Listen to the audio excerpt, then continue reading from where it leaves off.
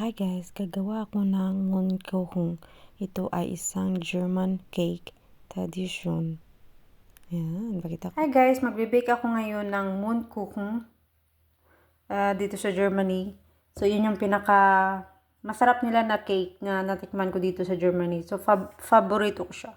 So, meron dito tayong sugar, 150 gram. Tapos, naglagay ako ng grease, 100. Tapos, naglagay ako ng 100 gram na grease at naglagay tayo ng vanilla sugar.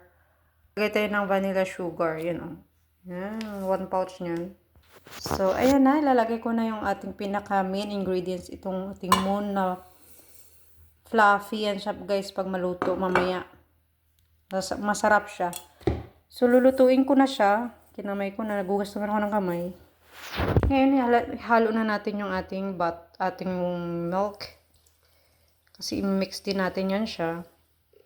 I-absorb niya yan mamaya guys. Lahat ng ano. Ayan.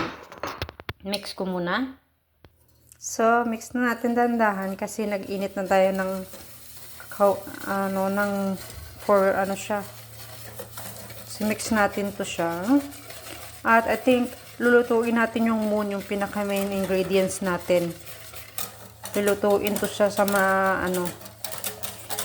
init na gatas. Tapos mamaya, pag kumulo na to sa kunti, ilalagay natin yung ating butter. So, ayan guys, nahalo ko na siya. Grabe yung bula. Ngayon, ilalagay ko na yung aking butter ng 100 gram yan. So, halo ko lang siya dandahan hanggat matunaw yung ating butter. Okay. So, ito na yung ating pinaka-dough guys. Naglagay ako dito ng 750 gram of yogurt. 10% lang yung kanyang fat nito. Ngayon, lagay natin yung 4 egg. Nandiyan na yung 4 egg. Lagay tayo ng vanilla sugar. Nalagay ko na yung 2 pouch of vanilla sugar. Yan siya, tag 8 gram. Ngayon, lalagay ko na yung pinaka-sugar natin. Yung ating 8 gram. Yung ating white sugar pala na 100 gram.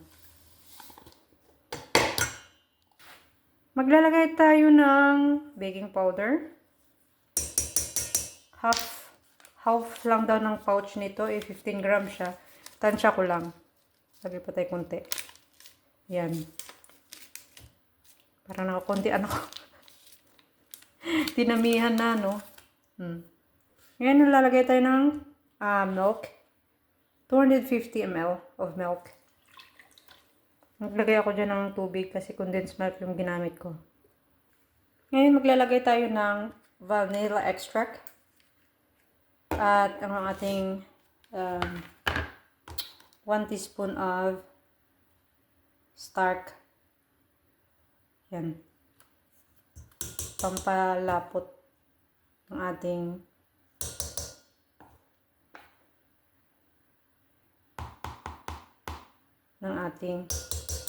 dough mamaya. Yan na yun siya. Okay?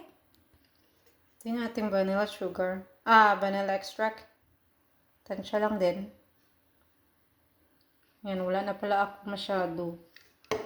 Ngayon, maglalagay tayo ng 1 pinch of salt. Ito na yung salt natin.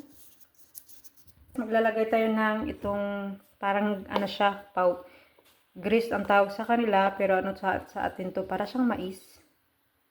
4 nito. 4 tablespoon.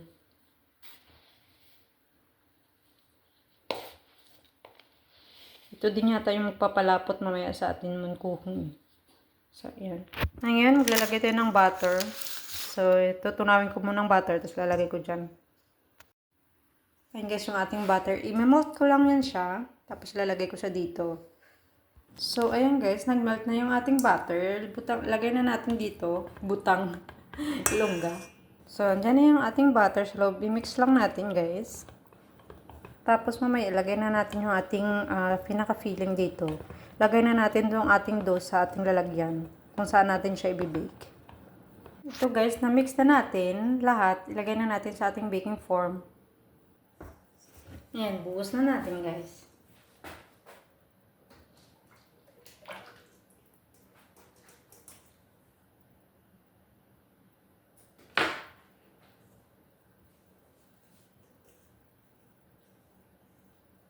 guys.